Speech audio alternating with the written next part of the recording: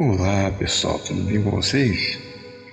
Olha, tem uma coisa para vocês aqui. Eu estava revisando agora os comentários, né, nos vídeos, e aí eu encontrei lá uma sugestão. Alguém me pediu para comentar a respeito de Apolônio de Tiana. Olha, primeiro uma rápida explicaçãozinha para vocês.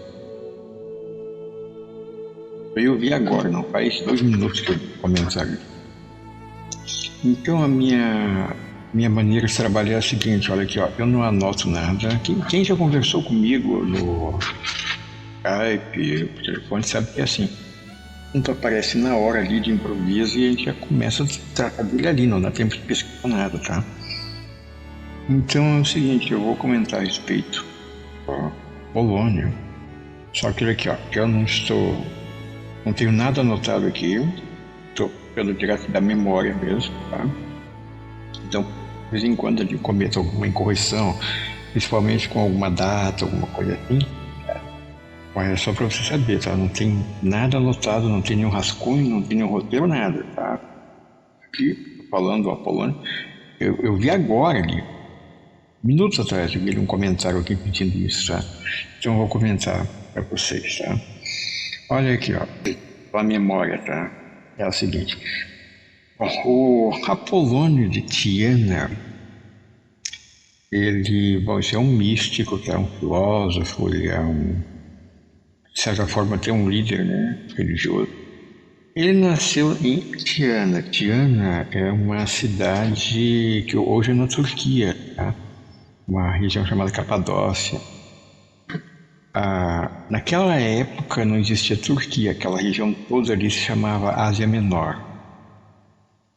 Inclusive ali fica um dos reinos da Ásia Menor, era a Bitínia, e na Bitínia ficava a capital, né, era Niceia, onde foi feito o primeiro concílio da igreja, tá?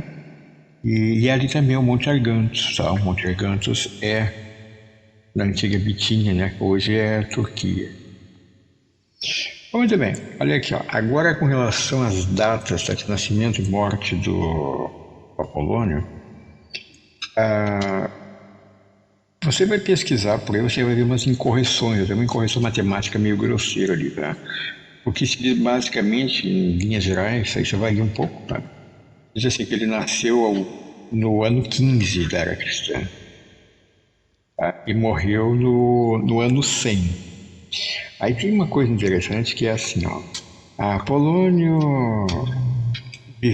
nasceu, né, no ano 15, morreu por volta do ano 100, né, ano 100 da era cristã, e morreu assim com quase uns 100 anos de idade.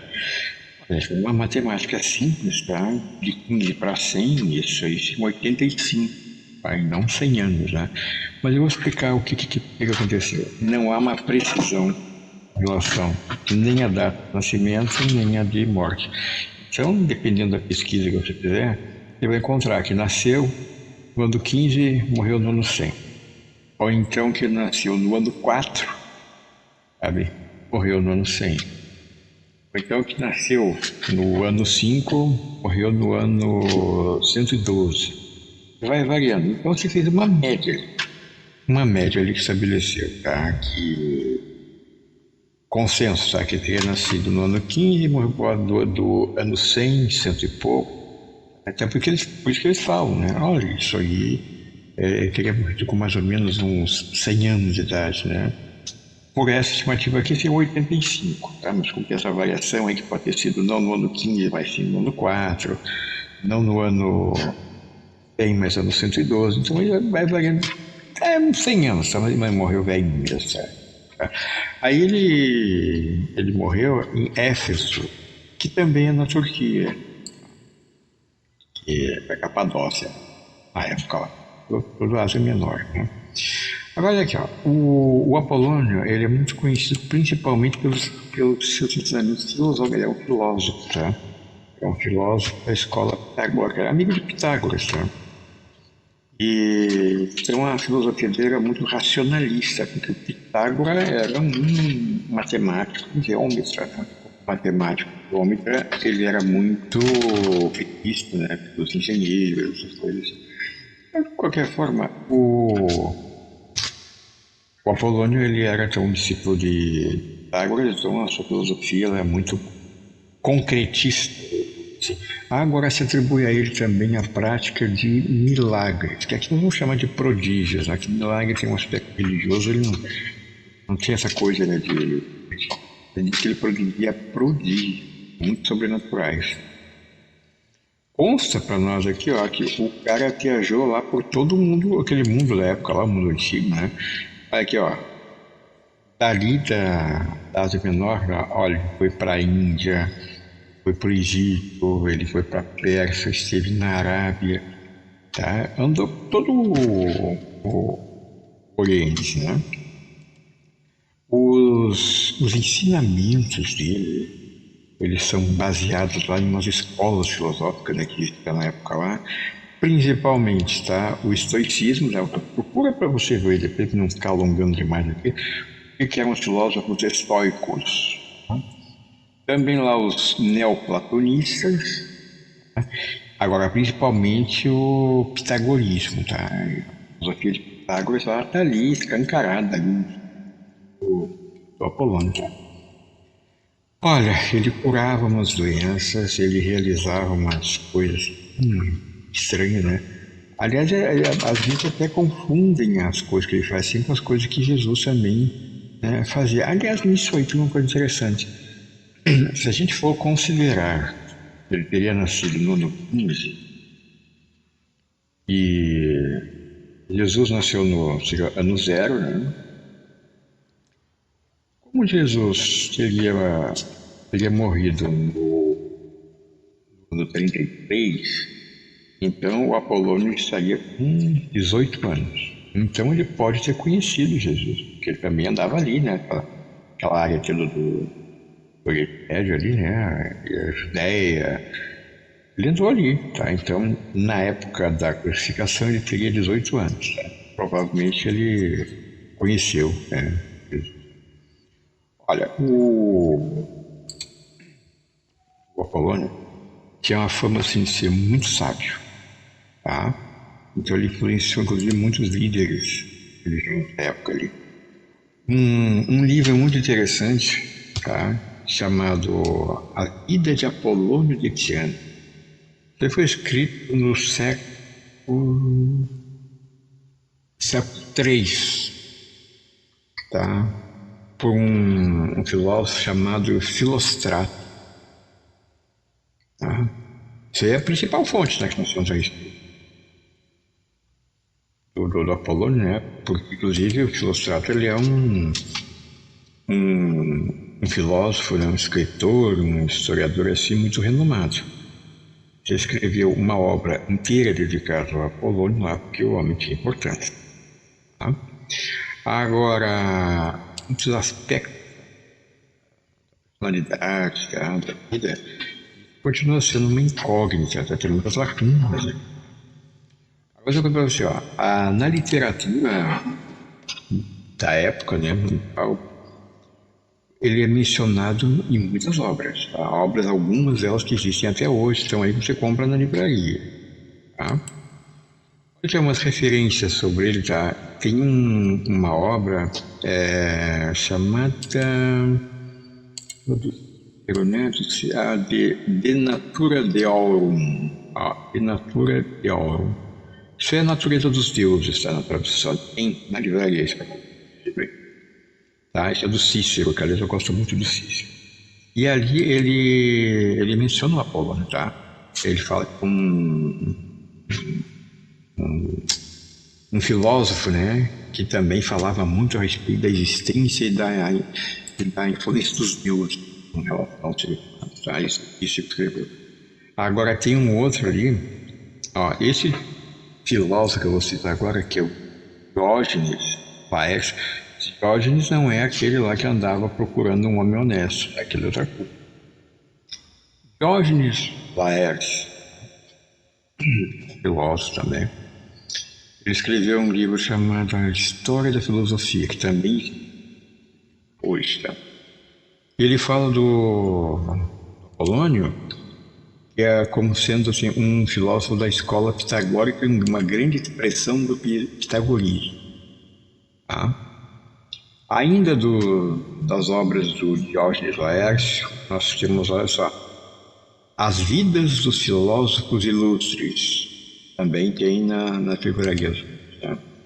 Ali ele menciona, né, o Apolônio como um filósofo pitagórico e conta até algumas facetas sobrenaturais, né, pelo Apolônio, tá? Agora, olha aqui, ó, de novo, né, o Laércio gostava muito Tem outra obra dele que chama-se Vidas e Opiniões dos Filósofos Ilustres, que também você encontra nas livrarias, tá? Em latim é o Vitae Philosophorum. Vitae, né? Philosophorum, PH, né? É a vida dos filósofos ilustres, vidas e opiniões dos filósofos. Tá? Laércio do século III. E nessa obra ele escreve, tá, sobre outras obras de outros filósofos que referência ao Apolônio. Não tem referência em todo lugar. Ele passou assim que alguém escrevia sobre ele, né? E ali ele menciona, né, o Apolônio e a relação de amizade do Apolônio com Pitágoras. E também menciona aquela habilidade do Apolônio de curar doenças, que é o dom da cura, tá? O dom da cura, ele era um homem assim. Agora tem uma outra obra aí, escrita aí por um autor meio desconhecido, e essa obra ela se perdeu, ela tem muita referência, mas a original da obra chamada a do Demis, do autor, é um filósofo, isso é século II, foi antes do Laércio. É a vida de Apolônio, o sábio de Tiana. O autor é Damis. Ali ele fala da vida do Apolônio, né, quase uma biografia. Ele menciona os milagres, ele menciona lá essas coisas, né, que o Apolônio conseguiu fazer. Olha, tem um paralelo ali com as coisas que Jesus fazia. Tá? É coisa lá de expulsar maus espíritos, tá? Que diz que ele também fazia essas coisas aí. Agora, como diz, essa obra aí ela não sobreviveu, tá? Agora ela é mencionada em outras obras, tá? Agora, o mais interessante, e se você encontra em qualquer na Amazon, é um livro chamado O Asno de Ouro, tá? Século II também é do Apuleio. Olha o nome do cara, Apuleio. Apuleio. Século II, O Asno de Ouro. Nessa obra aí, o autor ele menciona o Apolônio como sendo um mago. Ele fala textualmente, né, se trata de um mago que realiza encantamentos, feitiçarias, né, e ações sobrenaturais, inclusive sobre espíritos trevosos, né? Ótimo, esse livro aí, quase como se fosse uma obra de ficção, onde cria lá um personagem que seria, né, o próprio Apolônio, que é enfeitiçado, né, por uma feiticeira, né, que transforma ele num asno. O encantamento lá transformou o cara num asno. Porém, é um asno que continua tendo a sua capacidade de raciocínio e de expressão. Então é tipo assim, como se fosse um asno falante e inteligente. Só mudou a forma do cara, né? É o asno de ouro. Tá? Se você gosta dessas coisas, você leia o Asno de Ouro, você vai gostar. Tá? E como eu disse, né, o Filóstrato, né, falou lá da vida do Apolônio, né, aquela biografia do século III, falei, e fala das viagens, né, do Apolônio, as coisas sobrenaturais, enfim, olha, é interessantíssimo, tá? Agora, olha só, o mais interessante aqui, sabe que o Heródoto, ele é século V antes de Cristo, tá? Antes de Cristo não, século V. Olha aqui, o Heródoto, ele é chamado o pai da história, tá? O patrono, né, dos historiadores, é o pai da história, o Heródoto. E essa obra dele, Histórias, ela faz muita referência ao Apolônio. Ele fala sobre, inclusive, um suposto sacerdote. Ele fala assim, ele não deu nome, mas todo mundo sabe que ele está falando do Apolônio. Assim, olha, tinha o Heródoto falando lá no livro Histórias, né? Fala ali de um sacerdote muito sábio, né, que se falava para aquela parte do mundo e que ficou famoso porque ele previu detalhes da morte do imperador Cambises, que era o rei da Pérsia, né? O imperador não é o rei da Pérsia, né? Cambises. E o cara acertou até os detalhes, né? Óbvio, esse sábio, né, que andava por ali, que todo mundo sabe que está falando do Apolônio, ele previu os detalhes, né? Tá aquela coisa assim, tipo, nossa, detalhes, né, da morte do Cambises aconteceu exatamente o que ele falou.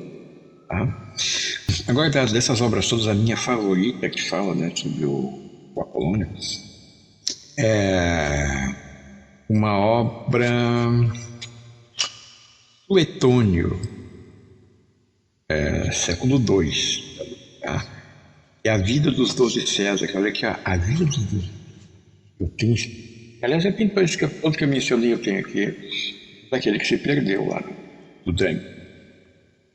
Mas a vida dos 12 Césares, que em latim é De Vite Caesarum, tá? Caesarum. Nossa, eu vou falar como é o latim ali popular, que ele quer dizer que é o De Vite Caesarum, tá? E tem essa coisa aí, tá? De põe assim aquele C-A-E, que algumas menções, né, algumas referências falam Cesarum, mas é Caesarum. Tanto que o César é o Caesar. Aqui em latim, escreve, né, o Caesar, né, como é o César, né? Mas a pronúncia lá é Caesar. Aliás, só como curiosidade, né, tão importante foi, né, o César, né, o Caesar, que dali derivou o czar, derivou Khan, grão-mongol, né, que é o Khan, derivou também o Kaiser. Então, né, todos eles tentando associar, né, os seus títulos lá com a nobreza, né, do César. Agora, só para abrir um parênteses aqui, Júlio César, ele nunca foi imperador, tá? A gente volta e meia ouve falar, né? Imperador Júlio César. Ele não foi imperador. Era ditador de Roma, tá? E ele queria ser rei. Só que a coisa de ser rei, ele ia tirar os poderes do Senado, e o Senado não gostou, não queria isso lá, e trataram de assassiná-lo no dia que ele ia ser coroado rei. Tá?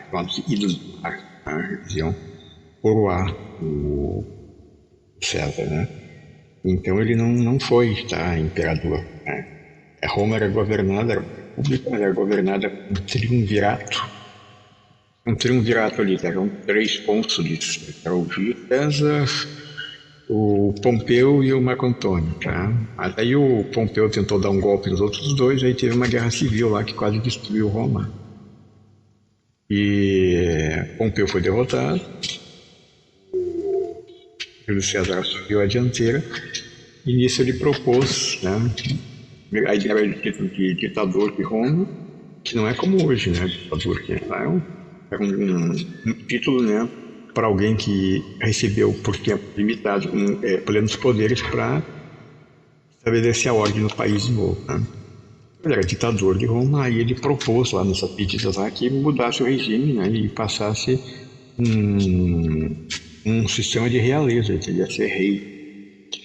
Só que estava tudo bem até a hora que ele explicou como é que ia ser o reinado, né? O reinado ia ser o seguinte: o Senado ele é um órgão meramente consultivo, ele não decide nada mais. E os senadores disseram: olha, é os nossos poderes, então vamos acabar com essa história mesmo, que mataram o Júlio César, né? Só para. Então, gente, olha, aliás, também para contar, só para aumentar a sua cultura, tá? Você veja que tem que visitar o meu canal, aumenta a cultura.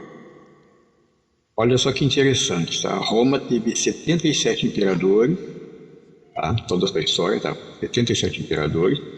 Só 12 foram considerados Césares, tá? Aqueles da alta nobreza, né? O imperador mesmo, assim, que fez coisa mesmo que interessante. E 51 desses imperadores foram assassinados na sucessão. E não foi aquela coisa tranquila, né, do cara governar até o fim, morrer. Não, o cara matava lá, que era meio perigoso você ser imperador de Roma naquela época, né? Bom, de qualquer forma, então, ó, voltando aí ao... então tem a vida dos 12 Césares, né? E nessa vida dos 12 Césares, o Suetônio, ele descreve, né, esses imperadores romanos, mas ele menciona o Apolônio na relação que ele tinha com o imperador Domiciano. Tá? E, dado momento, o imperador foi, digamos assim, influenciado, né, por alguns conselheiros e começou a perseguir o Apolônio, que foi acusado de praticar bruxarias e artes maléficas, de ter que fugir de Roma. Tá? Mas ele era amigo do imperador Domiciano. Enfim, agora tem uma obra mais recente, tá, que é século XVIII agora, né? Que chama-se O Declínio e a Queda do Império Romano. Tá? Que esse você encontra, que é de um autor chamado Edward Gibbon. Tá? Isso é século XVIII. Né? E tem nas livrarias. É o The History of Decline and the Fall of the Roman Empire. É o declínio e a queda do Império Romano. Tá? Ali ele relata, tá, a história do Império Romano, né, da fundação, tá, com Rômulo e Remo, né, aquela mística, né, da fundação de Roma, né? Rômulo e Remo, tem o rapto da Sabina, né, e vai até a queda do Império Romano do Oriente, lá com Bizâncio, né, que é Opla, né, no caso. Né?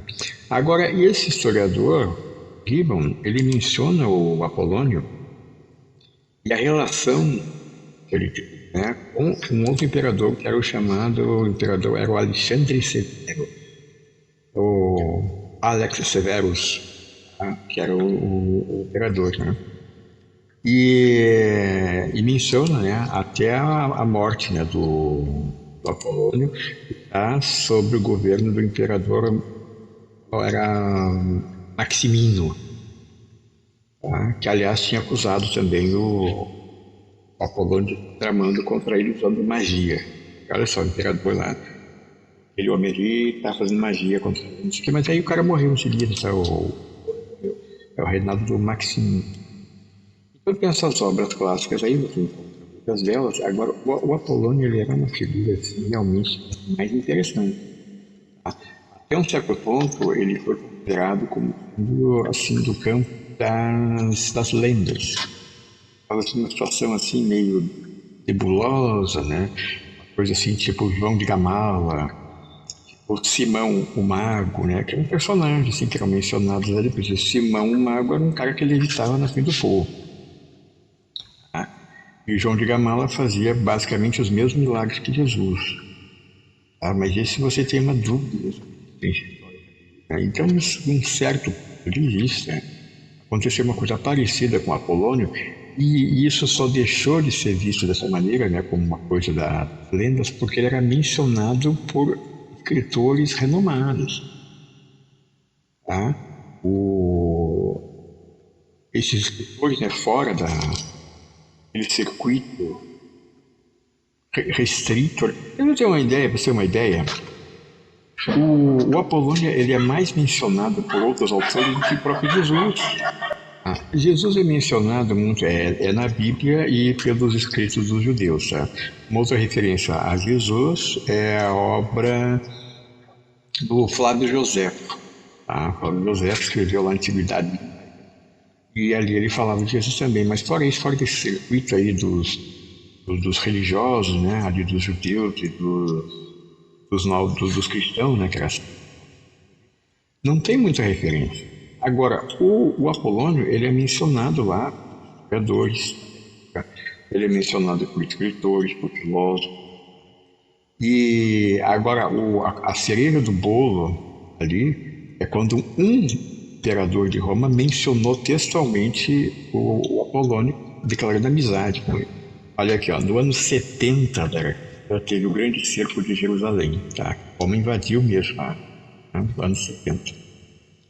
E quem estava comandando o cerco de Jerusalém era o general Tito. E o general Tito, depois do cerco de Jerusalém, ele acabou sendo imperador, tá? Mas ali acontece o seguinte, o general Tito, quando era jovem, ele era um tribuno ainda, né, do exército romano, ele era aluno do Apolônio, tá?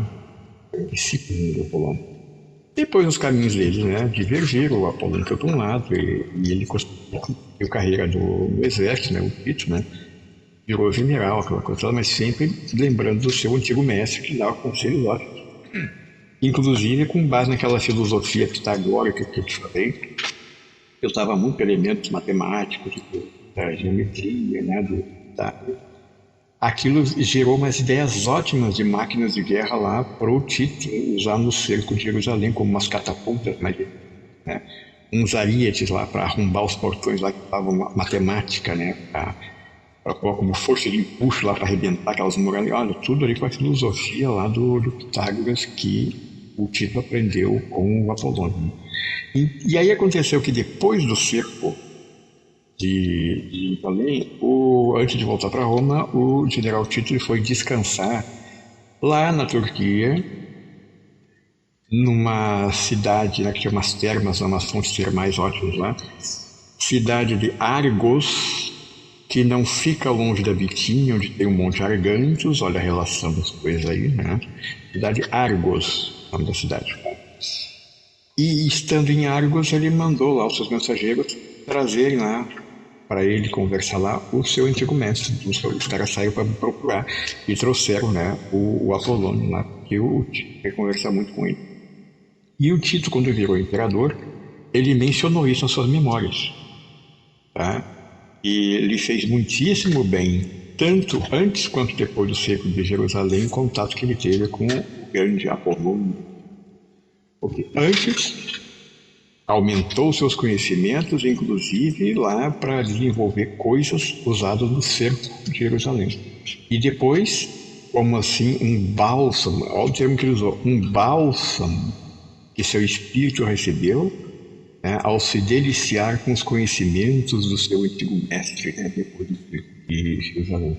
Então, quando o imperador falou isso, ele dá toda a credibilidade. Na hora, obviamente, esse personagem existiu, porque o imperador de Roma está mencionando ele. Então, esse aí é o Apolônio de Ano, tá? Ele foi um homem notável em muitos aspectos, certamente um mago. Ele tinha conhecimento, né, notáveis, ele fazia essas coisas todas, né? E os prodígios, consta lá que ele ressuscitou alguém também, que era filho lá de um nobre romano, tá? O cara tinha morrido num acidente lá numa exibição no Areópago. Areópago era o Circus Maximus lá, onde tem aquelas corridas de biga, né? Biga é aquela charrete lá, tá? E o filho de um nobre lá, como o filho de um senador, morreu ali. E o homem entrou num desespero total lá e mandou chamar o Apolônio lá e disse que o Apolônio isso. Aí o cara subiu no conceito de todo mundo ali, né? Olha, o cara ressuscitou o filho de um senador. Então esse aí é o Apolônio, tá? Como eu disse, um homem notável, um mago, tá? E era isso que eu tinha para você. Me desculpe se eu cometi uma incorreção. Tudo que eu falei, tudo que eu mencionei aqui, você desconfia e pesquisa para ver se é verdade, né? Para ver se tudo que eu não esteja chutando, tudo que eu falei é verdade. Você aprendeu coisas, então, tá? Agora, vai lá ver se as datas estão corretas, se é isso mesmo que eu estou, como disse, eu não estou lendo nada, não tenho nada anotado aqui. Estou citando tudo de memória. Tá? Dá uma pesquisada aí, vê se confere. E era isso, então, você pediu que eu falasse sobre o Paulo Butian, eu vou falar. Agora, me pediram também que depois eu falasse sobre o Philippe de Lyon. Mas coisa, eu vou falar né, num outro vídeo aí sobre o Philippe de Lyon, mas esse é um personagem com o qual eu não simpatizo. Tá? Isso é mais agora, né, pra cá, né, século XIX, de uma espécie assim de mentor, né, do Papi. Papi é o Gerhard Coach, né, e é um nome fictício, né? O pessoal fala papus. Mas foi que seria um mentor, né? Eles produziam uns prodígios lá e fazia coisas né? E curas, também, chamado de curandeiro, né? Mas eu encontrei um monte de incongruências ali, né? E eu não acho que ele tivesse com essa bola toda, né? Eu acho que é o seguinte, ó. Ele se tornou famoso mesmo porque o nome dele é associado com o do Papi. Não foi o contrário, né? Não era assim, era o Papi que era meio desconhecido e ficou famoso porque se associou com o Felipe de Lyon. É bem ao contrário, né? Ninguém sabia direito que era. Não podia falar, né? Diferente assim. Aí quando ele passou a ter o seu nome linkado com o nome do Papi, aí ele se tornou conhecido. Tá? Mas antes disso, tá? E os personagens, assim, eu não simpatizo muito, mas eu vou falar sobre isso, tá? Sobre... Assim, me pediu para falar do Saint-Germain também. Não esse mito aí da Blavatsky, né? É do personagem mesmo lá que teria existido né, na corte do XVI, na França da pré-revolução. Né? E que era um cara lá que tinha fama de alquimista mesmo, né? Agora, se é o mesmo lá da Blavatsky, isso não se sabe, né? Mas ou um conde de Fermat que diz que produzia uns prodígios, exibia isso na corte, e deixei a Maria Antonieta. Tá? E a fama de alquimista é curas e previsões. E que teria, diz, tá? A lenda teria prevenido o rei sobre a possibilidade de um levante popular que iria arrancar a cor da sua cabeça se ele não tomasse medidas prévias lá, e o rei não tomou medida nenhuma. Ele queria falar pessoalmente né, que ventos de uma revolta, né, ventos de um levante popular sopram em direção às tulherias que ali no palácio. Os ventos de uma revolta, um levante popular sopram em direção às tulherias, um vento forte bastante para arrancar a coroa da vossa cabeça. Se providências não forem tomadas, né? A turba precisa ser acalmada. A turba precisa saber que o seu monarca preocupa com ela, porque na sensação de abandono ela tomará as rédeas da situação do país por si só. Ele teria falado isso para o rei, ou seja, vai lá, calma esse povo, que esse povo está morrendo de fome, está abandonado aí, e é só imposto em cima do povo lá e dane-se que estão morrendo de fome. Enquanto isso a corte gastando os tubos lá, né? E o povo vai se revoltar e vai ter problema aí. E foi o que aconteceu de fato. Esse Saint-Germain advertiu o rei Luís XVI sobre isso e o rei não deu bola para suas previsões. Eu vou falar em outra ocasião. Tá? Você faz o seguinte, ó, se você tem alguma sugestão de tema que você queira que eu comento desse jeito aqui como estou fazendo agora, tá? Como eu disse, ó, é de memória. Quem já conversou comigo no Skype ou por telefone sabe que é bem assim, como eu falei no início. O tema ele surge na hora. Tá? Estou conversando lá, daqui a pouco o cara menciona assim, o que você teria para dizer sobre o assunto tal? Eu conheço. Não daria nem tempo de eu pesquisar nada. Até na hora ali, o assunto surgiu na hora ali, eu começo ali, o que eu tenho na memória ali, eu já começo a falar, de explicar e exemplos, como eu fiz agora, né, com a Polônia, tá? Então se eu cometi alguma incorreção, você me desculpe. Então você deixa o seu like, por favor, você deixa aí, compartilha, tá? Sempre uma coisa que você pode aprender aqui, né? Eu vou começar a contar coisas aqui pra você, né? Eu vou começar a contar aquelas curiosidades, né, que eu falo de vez em quando. Ah, você sabia que a pimenta é uma... Já que vai pedir uma salada de fruta, pede pra botar bastante pimenta ali, tá? Pimenta é uma fruta. Ah, você também sabia que se você for fazer um arranjo de flor, né? Um arranjo bonito, assim, né? Buquê de casamento, né? Um arranjo de flor. Põe uns abacaxis também. Ah, e por quê? Porque o abacaxi é uma flor. Como que é uma flor? Uma fruta, né? Não é? Aquela parte comestível do abacaxi, aquilo ali é o caule onde a planta guarda seu estoque de água, tá? Ali é o caule. A flor é aquela coroa do abacaxi. O abacaxi ele é uma bromélia. Uma flor, é uma bromélia. Quer ver a prova? Procura ali o abacaxi. Quer dizer, o princípio ativo do abacaxi é uma enzima chamada bromelina. É uma fruta. Ele é uma fruta. Ele é uma flor. Não é uma... Ah, mas isso aí, 40 minutos, eu quero começar a contar para você lá que o vidro, ele é um líquido. É como que pode ser um líquido daqui, esse copo de vidro aqui, que isso aqui é líquido, é uma coisa chamada viscosidade que determina lá se ele parece sólido ou não. Mas ele é um líquido, tá? O estado dele é um líquido sempre. Tá? Parece sólido, mas ele não é sólido. Molécula, né? Uma questão molecular.